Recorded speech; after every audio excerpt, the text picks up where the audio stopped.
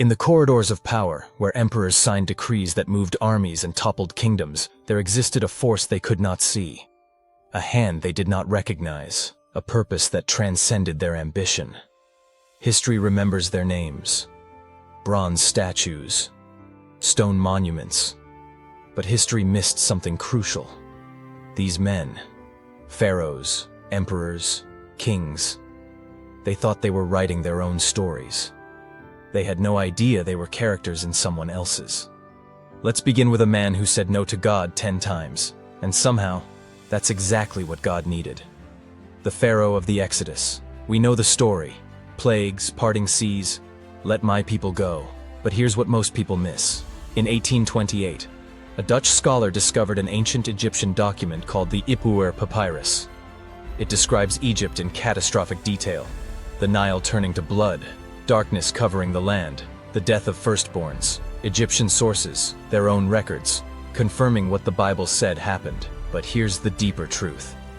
Exodus 9:16 records God saying to Pharaoh, "I have raised you up for this very purpose. Consider that." God didn't just permit Pharaoh's resistance, he orchestrated it. Life lesson 1. Your opposition may be your opportunity in disguise. Every no you're facing right now, that blocked promotion, that relationship that won't budge, that door that keeps slamming.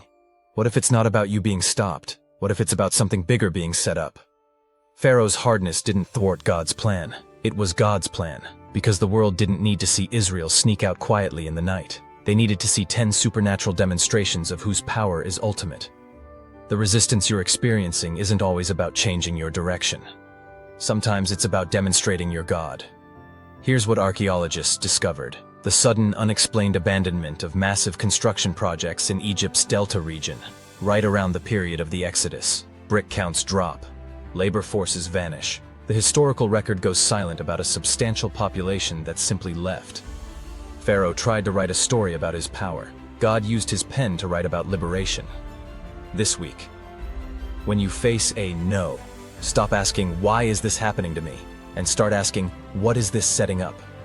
Act 2. Nebuchadnezzar II, the most powerful man in the ancient world, conqueror of Jerusalem, builder of the Hanging Gardens, a man who believed he was untouchable. He destroyed God's temple, enslaved God's people, and melted down sacred vessels to drink wine from at pagan parties, and God used him anyway. But here's what you probably don't know. These clay tablets, discovered in the early 1900s, contain Babylonian court records. They confirm military campaigns described in the Bible with stunning accuracy, including the siege of Jerusalem. But they also contain something else. A 7-year gap, a period where Nebuchadnezzar's name simply disappears from official records. No decrees, no battles, no building projects. 7 years of nothing. Daniel chapter 4 tells us what happened. Nebuchadnezzar had a dream. God sent a message. Your pride is about to be your prison. Is not this great Babylon which I have built by my mighty power? Said Nebuchadnezzar. 12 months later he was eating grass like cattle. His hair grew like eagle feathers, his nails like bird claws. The clinical term today, boanthropy, a psychological condition where a person believes they're a bovine animal and behaves accordingly. In short, he was insane. Documented cases exist in modern psychiatric literature. It's real, it's rare, and it happened to the king of the world. Life lesson 2. Sometimes God removes what you're clinging to so you can hold what matters. 7 years later, exactly as Daniel predicted, Nebuchadnezzar lifted his eyes to heaven. His sanity returned, and he wrote something no emperor before or since has written. Now I, Nebuchadnezzar, praise and exalt and glorify the King of heaven, because everything he does is right, and all his ways are just. Daniel 4:37. A pagan king worships God. That career that collapsed, that reputation that shattered, that relationship that exposed your brokenness. What if it isn't the end of your story, but the beginning of your real one? This week, identify one thing you're holding onto for security that isn't God. Write it down. Ask, what would I have if this was taken away? Nebuchadnezzar built the Ishtar Gate, one of the 7 wonders. Massive, magnificent. Now it sits in a museum. Reconstructed fragments of past glory. But what he wrote in Daniel 4, that confession of God's sovereignty, That's still changing lives 3,000 years later. God doesn't need your success. He wants your surrender. And sometimes, he'll strip everything away to get it. Act 3. Cyrus the Great. 150 years before he was born, God spoke his name. Isaiah 45:1. This is what the Lord says to his anointed, to Cyrus. Cyrus, anointed. Two words that shouldn't go together, because Cyrus wasn't Jewish, he was Persian, a pagan, yet God called him my shepherd, and my anointed one. Here's the archaeological bombshell. The Cyrus cylinder, discovered in 1879 in the ruins of Babylon. It's considered the first declaration of human rights in history, and on it, Cyrus describes his policy. I returned the sacred images to their sanctuaries. I gathered all their inhabitants and returned them to their homes. Now look at this. Ezra chapter 1, written by Jewish scribes, records almost identical wording about Cyrus's decree to rebuild Jerusalem's temple. Two independent sources, one pagan, one biblical. Same policy, same king, same divine purpose. But here's what makes this extraordinary. Isaiah wrote this prophecy around 740 BC.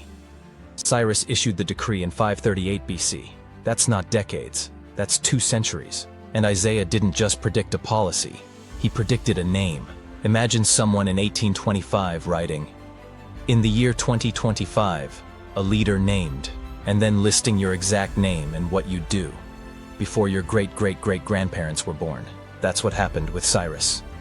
Life lesson 3. God's purposes don't require your permission or even your awareness. You think you're just living your life, making your choices, following your ambitions. But what if there's a narrative you can't see? The Jewish historian Josephus records that when Cyrus read Isaiah's prophecy about himself, written generations before he existed, he was deeply moved and determined to fulfill what was written. A pagan king read prophecy and chose to participate in it because something in him recognized he was part of a bigger story. Every day you make choices. Career, relationships, where to live, what to pursue, and you think you're navigating by your own compass. But what if there's a map drawn before you were born? This week, ask yourself, what if my life isn't just about my plans? What larger purpose might I be serving that I can't fully see? God used Cyrus, a man who worshipped Persian gods, to enable the Jewish people return home.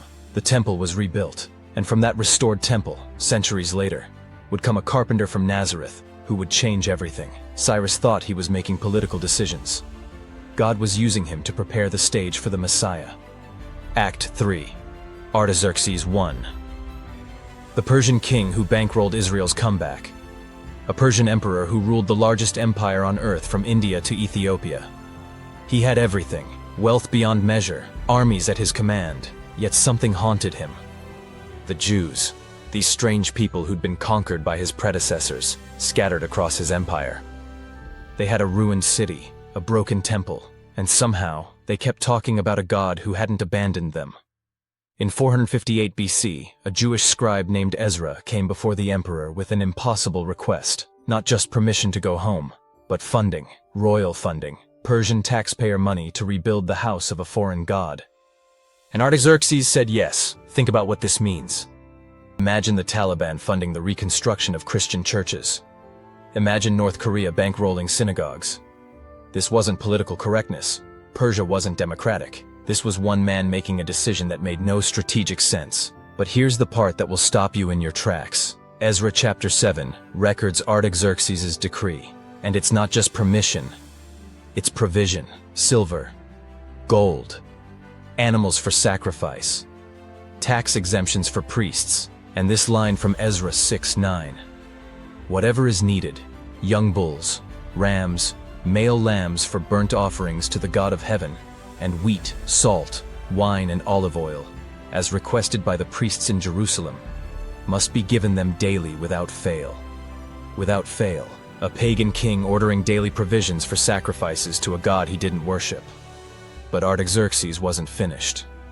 13 years later, his cupbearer, a Jew named Nehemiah, came to him with tears. Jerusalem's walls were still rubble. The people were defenseless, mocked, vulnerable. And the text tells us something stunning. Nehemiah 2:6 says this, "The king, with the queen sitting beside him, asked me." The queen was present.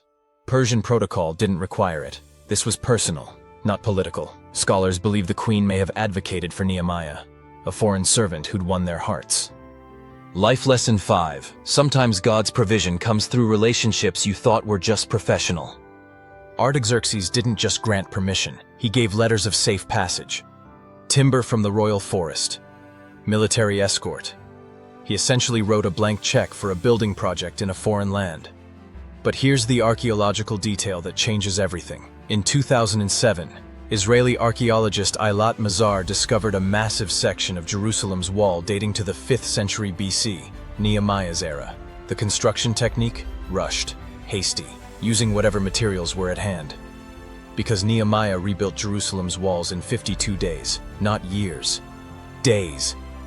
The book of Nehemiah tells us their enemies mocked them, what they are building.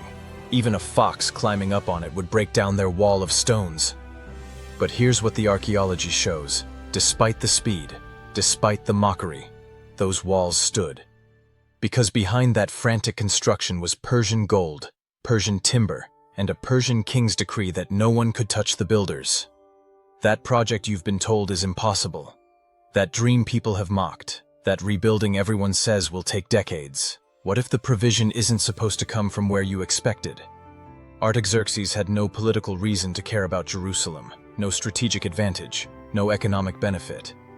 But he had a cupbearer he trusted, a scribe he respected. Here's what archaeologists found in the Persian archives at Persepolis. Detailed records of food rations, construction materials, and allowances distributed throughout the empire. Among them, provisions sent to Yehud, Judea. Regular, systematic, exactly as promised. A paper trail of a miracle.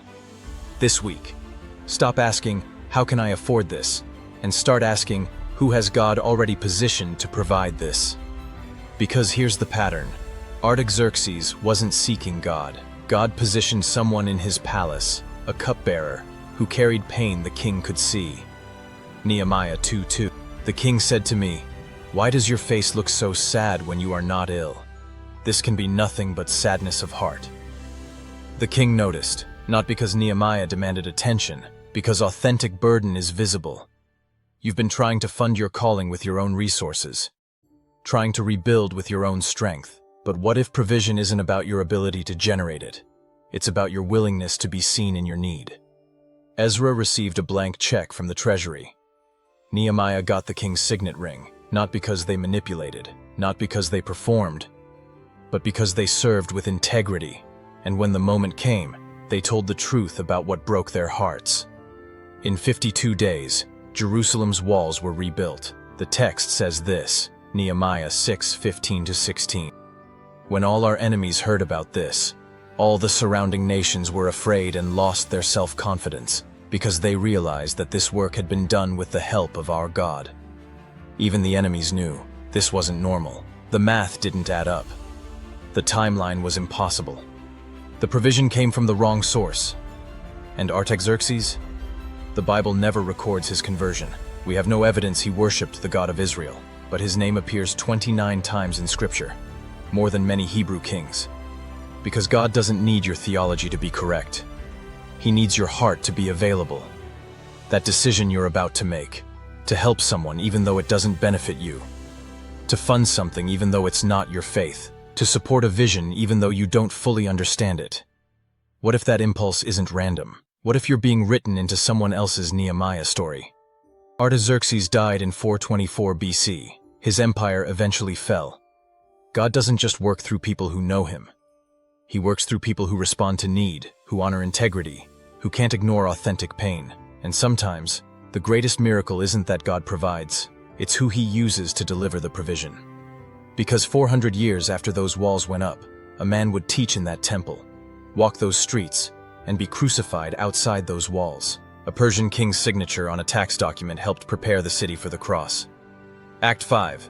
Caesar Augustus, master of the known world, first emperor of Rome, a man who brought unprecedented peace, the Pax Romana, through iron control.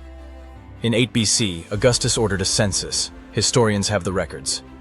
Every person had to return to their ancestral hometown to register. It was about taxes, about control. about knowing exactly who lived where in his empire. It was also about a prophecy he'd never read. But you, Bethlehem Ephrathah, though you are small among the clans of Judah, out of you will come for me one who will be ruler over Israel. Micah 5:2. Mary was 9 months pregnant in Nazareth, 90 miles from Bethlehem. Under normal circumstances, no one would have made that journey. But the emperor commanded it, so a young couple traveled to a town they didn't plan to visit, at a time that couldn't have been worse, because an emperor in Rome wanted to count his subjects. Life Lesson 4. What feels like terrible timing might be perfect precision. That transfer you didn't want. That timing that feels all wrong. That detour that makes no sense. Here's what most people don't know about Augustus. In 2 BC, Augustus was given the title Pater Patriae, Father of the Nation. But before that, he commissioned a census of the entire Roman world to be completed and announced specifically to coincide with this honor. The Res Gestae, Augustus's own account of his achievements, carved in stone, mentions 3 censuses during his reign. Scholars have identified evidence of the one around 8 to 4 BC that aligns with Jesus' birth. On the same timeline that Augustus was being celebrated as father of the nation, the actual father was sending his son into the world. Same moment, different kingdoms. Augustus thought he was demonstrating Roman order. He was fulfilling Hebrew prophecy. You're making decisions right now based on what makes sense for your life. Your career moves, your relocations, your timing. And somewhere, beyond what you can see, those decisions are stitching into a tapestry you won't understand until you see it from the other side. This week, when something disrupts your plans, pause before resisting. Ask, what if this inconvenience is actually an appointment? Every Christmas, when we sing about Bethlehem, we're celebrating an emperor's tax policy. When we talk about the Savior's birth, we're describing the result of Roman bureaucracy. Caesar Augustus died thinking he'd secured his legacy through military conquest and political genius. He had no idea his greatest contribution to history was signing a census order that put a pregnant woman on a donkey. God doesn't just work around human plans, he works through them. 5 leaders: Pharaoh, Nebuchadnezzar, Cyrus, Artaxerxes, Augustus. Each thought they were the author of their story. Pharaoh's resistance resulted in the 10 plagues leading to the Exodus, God's signature demonstration of power that has echoed through millennia. Every Passover celebrated for 3,500 years is because a king said no. Nebuchadnezzar's madness and restoration gave us one of Scripture's most powerful testimonies to God's sovereignty, uttered by the least likely person. His words in Daniel are still preached today. Cyrus's decree restored Jerusalem in preparation for the coming of the Messiah, all prophesied by name before he was born. Artaxerxes' provision rebuilt the walls and re-established worship, funded miracles with Persian gold. Augustus's census moved a carpenter and his pregnant wife to fulfill an ancient prophecy, turning a political directive into the Christmas story. And here's what this means for you, today, in your completely ordinary life. That rejection you received last month, what if it's Pharaoh's no, setting up your Red Sea moment? That breakdown you went through last year, what if it's your Nebuchadnezzar season, where you had to lose your mind to find your soul? That thing people keep telling you you're meant to do, that seems impossible. What if your name was written in a prophecy you haven't seen yet, like Cyrus? That person in your life who keeps showing up to help. What if they're your Artaxerxes, positioned by God to fund what you can't afford? That inconvenient interruption to your plans right now? What if it's Augustus's census, redirecting you to your Bethlehem? The final truth: you are not random, your life is not accidental, and God can use you whether you acknowledge him or not. But here's the invitation. The one thing these ancient rulers couldn't fully accept until they hit their breaking point. What if you stopped fighting for control and started asking for revelation? What if instead of being an unconscious instrument, you became a willing participant? Pharaoh never knew. Augustus never knew. But Nebuchadnezzar, after 7 years eating grass, finally understood. And Cyrus, reading prophecy, recognized something bigger than himself. The question isn't whether God can use you. He already is. The question is, will you know it? Will you see it? Will you cooperate with it? 5 ancient rulers. 5 different stories. 1 invisible author. They built empires, signed decrees, commanded armies, thought they were making history. They were, just not the way they thought. And 2,000 years later, we don't remember them for what they intended. We remember them for what they couldn't see. The way their decisions served a purpose that outlasted their kingdoms. Your name may never be in a history book, but it's written somewhere more permanent. Your decisions, right now, in this ordinary moment, they're moving pieces on a board you can't fully see. So here's your choice. Clench your fist around your plans and be used anyway. Or open your hands and become a willing participant in a story bigger than empires. God can use anyone, even those who don't know him. But knowing him, that changes everything. For from him and through him and to him are all things. To him be the glory forever. Romans 11:36.